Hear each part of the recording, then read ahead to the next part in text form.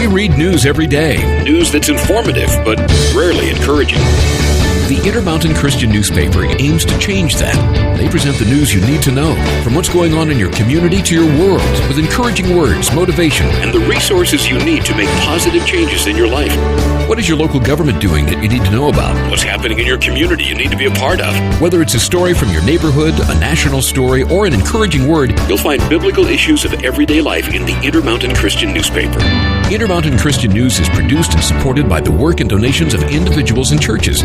You'll find it at churches, Christian bookstores, by subscription, and online at imcnews.org.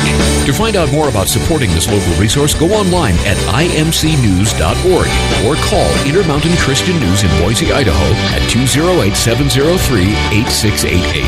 The InterMountain Christian News, a voice sharing the truth on matters dear to people's hearts.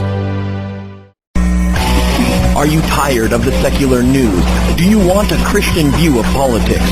Do you want to know what is going on in your Christian community? Your wait is over. Welcome to the InterMountain Christian News Hour. Here is your host, Dr. Anthony Harper. Well, thank you, Governor Otter, for joining me today on our IMC News Hour internet radio broadcast. Yeah. Sure appreciate your help here. Wanted to share some concerns and a couple questions.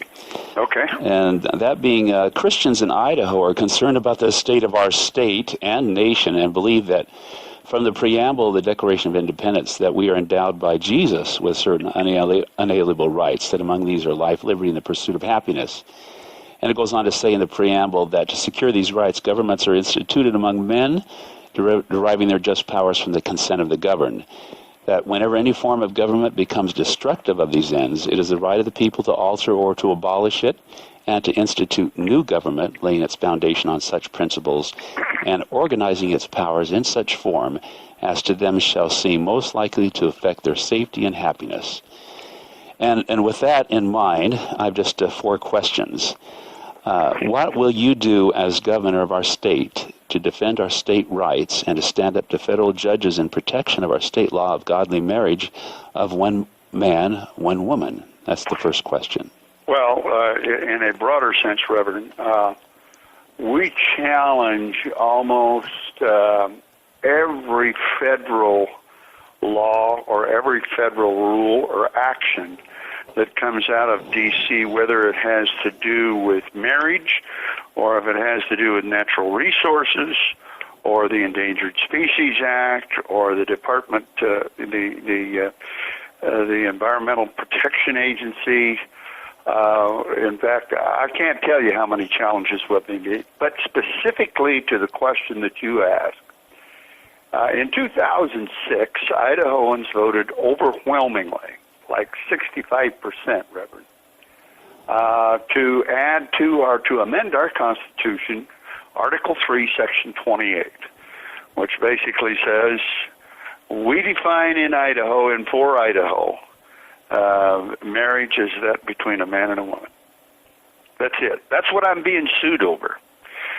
And that's what I'm defending in court right now. Now, I can't get into the nuances of that suit, or I've been warned not to get into the nuances of that suit by my own attorneys before, somebody can interpret what I may say on the news as my willingness to discriminate or my willingness to establish bias, that sort of thing. And so that's why I can only limit it to saying, listen, I'm involved in a lawsuit right now. I've been sued by 2 couples, same-sex couples. And I think the only other state that's still involved in that lawsuit is Utah. Oh, okay, and I would like to comment about that. As Christians in our state, we would hope that we could, send a message strongly to the federal judges. If a judge would declare unconstitutional our state laws, which is happening in other states, that we could stand up to the federal judge and say, no, we don't honor that opinion, and we will go with our state rights on whatever issue it is. And I think that is the hope of a lot of Christian people, that would happen. But I understand you're limited to comment on that issue, and I'll move on to the next question. Thank you. And what will you do as governor to defend our state rights, our state to stand up to federal judges in protection of children by opposing abortion? Well, once again, we have done that as well. Going clear back to the early 70s, 1972, Roe v. Wade. We have tried our level best, even by defining the causes and the reasons for abortion that would be permitted in Idaho in our law. And it's unfortunate that we have to do that. But when the federal judges declare Idaho law unconstitutional, too restrictive in abortion, as they did the effort that was made after Roe v. Wade in Idaho, I will continue to defend it. We have defended it, and I see no reason to let up on our efforts to limit or abolish abortions in the state of Idaho. Well, as Christians, we're concerned under our law. Okay, I appreciate sharing that clarification. I think that a lot of Christians would like to see us say to a federal judge that we don't honor this opinion. So therefore, we're not going to deal with any appeal. We're just going to go by our state law.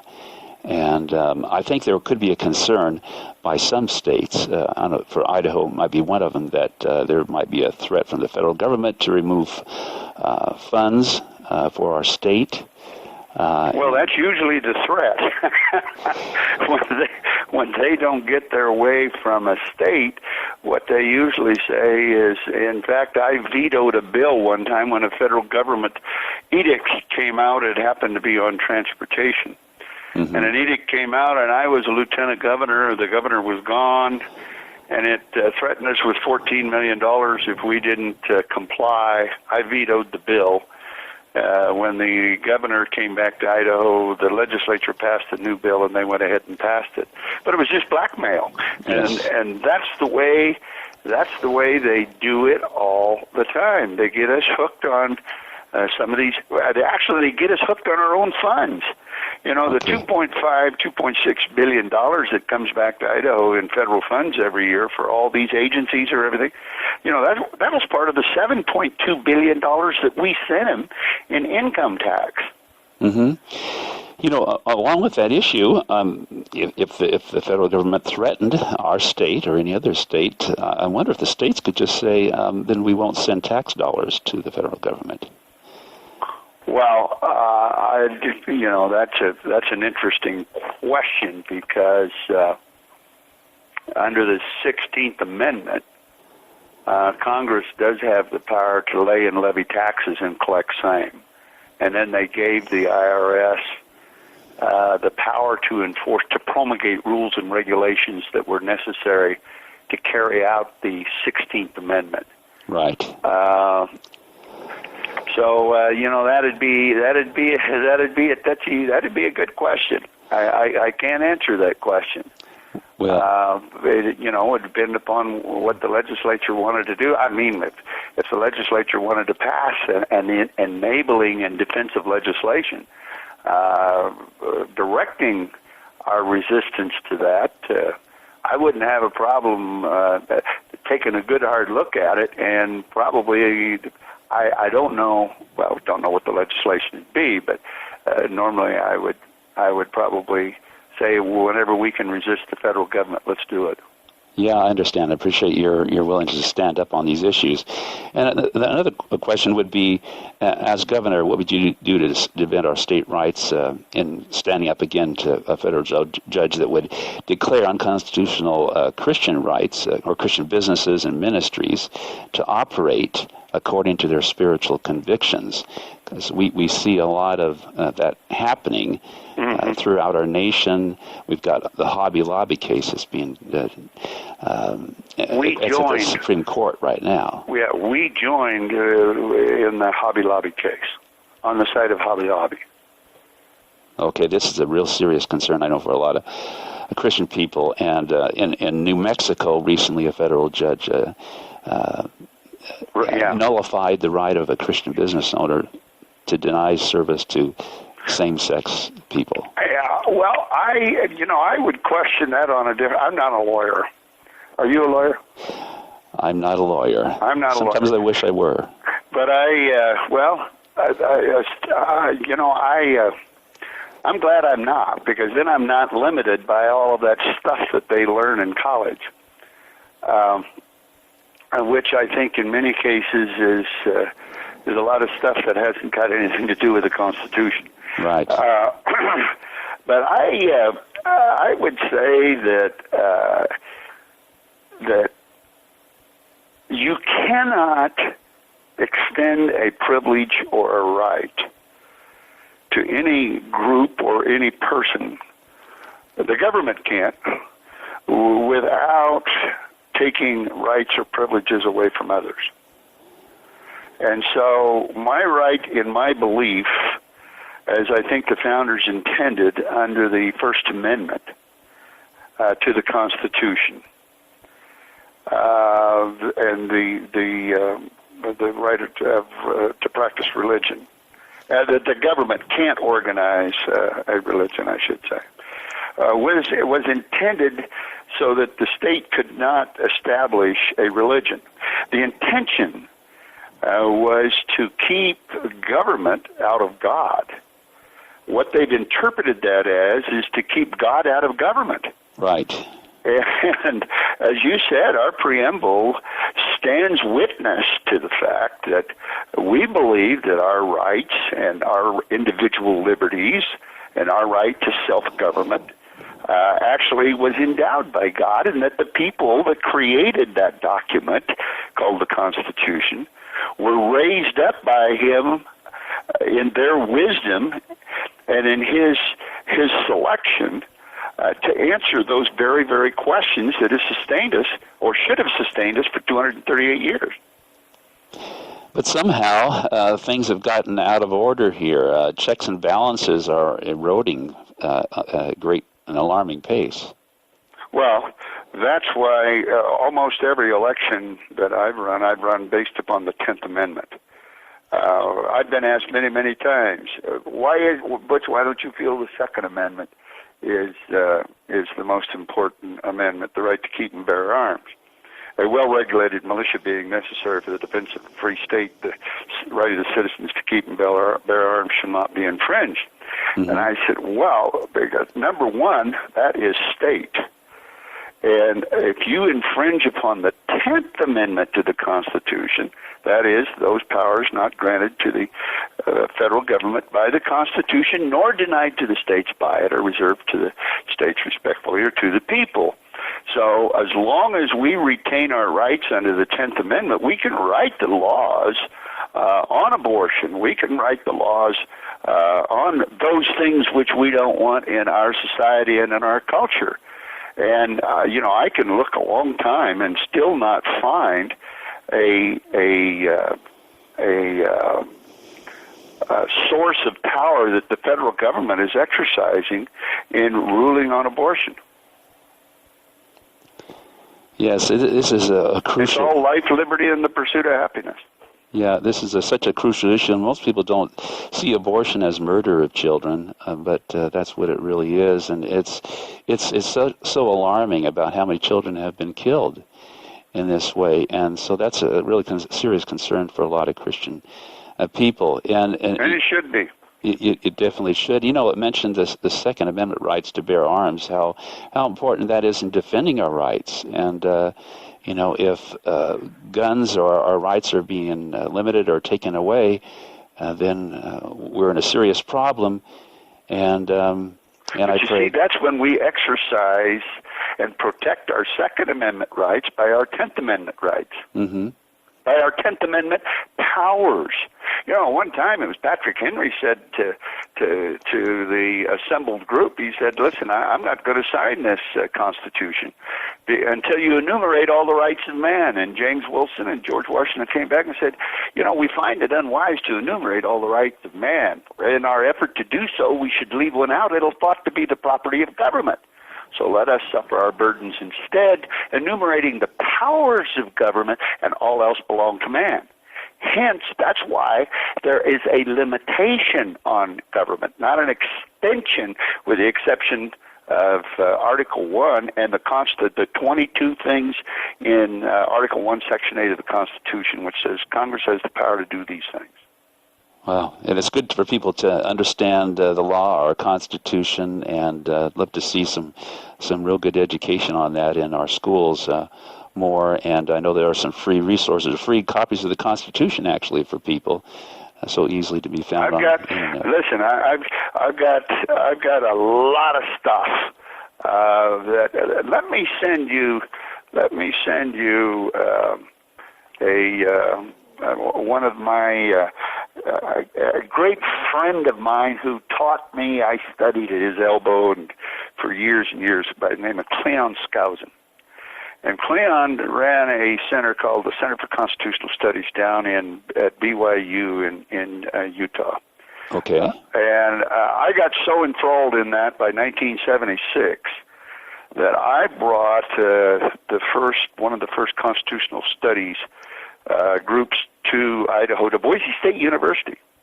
We had 1,800 people, 3 hours for Friday night, and then from like 9 o'clock in the morning until 4 in the afternoon on Saturday. 1,800 people sitting in the bleachers at Boise State University gymnasium. Cleon Skousen spoke for that entire time. I don't ever remember him looking at a note. This guy is James Madison reincarnate. Now, I'm Catholic, so I don't believe in reincarnation. Well, our listeners will be glad to know that. What's that? That you don't believe in reincarnation. But if I did, and I used to introduce Skousen this way, and that was, ladies and gentlemen, I am Catholic. I don't believe in reincarnation. But I would tell you this, if I did, I would be introducing you to James Madison, because that's just how sharp Cleon Skousen was. Anyway, he wrote some great stuff, and I've read most of everything that he ever wrote, including, you may have heard of this, in The Naked Communist. Oh, I've heard of that. Yes, I have. Yeah, well, that's a Skousen book. Now, have you heard of the controversial book that I think that has influenced President Obama? Rules for Radicals. Rules for Radicals. Who wrote it? You know, I just blanked out. But that happens every once in a while. Well, the converse side of that is Friedman. Yes. And Friedman is great in the stuff that he writes. Now, don't confuse him with the Wall Street Journal, or not the Wall Street Journal, the Washington Post Friedman. The Friedman I'm talking about is a free thinker. He's a free market. He's almost a disciple of Milton Friedman and Friedrich Hayek and all of the free market people. The Adam Smith with the invisible hand. Let me write that down. What was the name of that book? Well, actually, it's called Rules for Radicals, and the author is Saul Alinsky. And the famous Saul Alinsky. Yeah, if you'd have told me the author first, then I could have practically told you what the Rules for Radicals. Well, this has been a kind of an influential book on community organizers, and we have a lot of famous community organizers in our nation. And I don't know if you knew about this, but in the introduction to Saul Alinsky's book, he dedicates the book to Lucifer. Yeah. The greatest radical of all. Well, I know enough about Saul Alinsky and his disciples, including the one in the White House, that wears me out. I apologize for being like that, but I just don't need to know anything that guy thinks that I should know. Right. Well, except to defend myself against him. Now, these are really hot issues and really a serious concern for Americans. And I'm aware of a great movie. It was by an Idaho legislator, Curtis Bowers, called Agenda: Grinding America Down, that lays out, really documents well the state of our union. And I don't know if you had heard about that movie. The website is agendadocumentary.com. Agenda what? Agendadocumentary.com. And actually was shown in the Idaho State Capitol a couple years ago. Legislators were invited to see this, but it's a powerful movie documenting the history of socialism, actually, in America, and how Saul Alinsky has been involved with that process. But, a lot of Christian people are concerned about the moral decline in our nation. And well, they should be. Adams was the first to instruct us when he said that our nation, our Constitution, was not built for a country weak in the home, and that it was built on the very foundation of the smallest and most closest unit of government, and that's the family. And right. To the extent that we weaken the family, and that's what the government seems intent on doing, to the extent we weaken the family, we weaken the very foundation of our liberties and our system of government. Well, as pointed out in the movie Agenda, Grinding America Down, Curtis Bowers makes the point that part of that weakening of the families is redefining what the family is. That's right. That's right. And a serious concern because, as you know, if the family unit disintegrates, then we have no foundation for society. Well, look, we go back. I think the founders went back to Moses, and what they saw when Moses selected 10 families, and then one leader from that family, and then another 10 families, and one leader from that family. And when he got 10 leaders from the families, he then selected one leader from there. And that was the stepping stone up to eventually the leadership of the government. And that's exactly, I think, the pattern that the founders wanted to follow.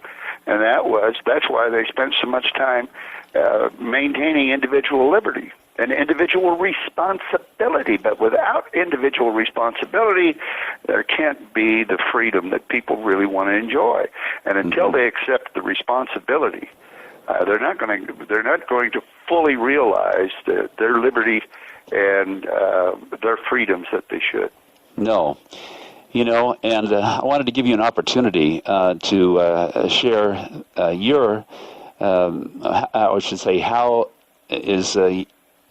how are your concerns different from Senator Fulcher's? I know both of you are going to be running for governor. Yeah. So how would you differentiate your views? I can't tell you, and I don't want to put words in anybody else's mouth. Mm-hmm. Reverend, what I can do is I can tell you about Butch Otter. Okay. And let me tell you how Butch Otter makes a decision about whether to do or not to do, whether to sign a bill or not to sign a bill. Number one, can I live with it in my conscience? And my Catholic teachings is the bulk of my conscience, my beliefs in the hereafter. Number two, is it constitutional? And number three, is it good for the constituents? Now, you say, why do you put the constituents in third place? Well, there's a lot of things constituents want that are not constitutional. Right. There's no provision in the Constitution for us to divide up scarcity as the government and pass it out as though it came from us. And yet that's what we seem intent on doing. So it's actually the 4 C's. It's conscience, constitution, constituency, and then you always have to wrap the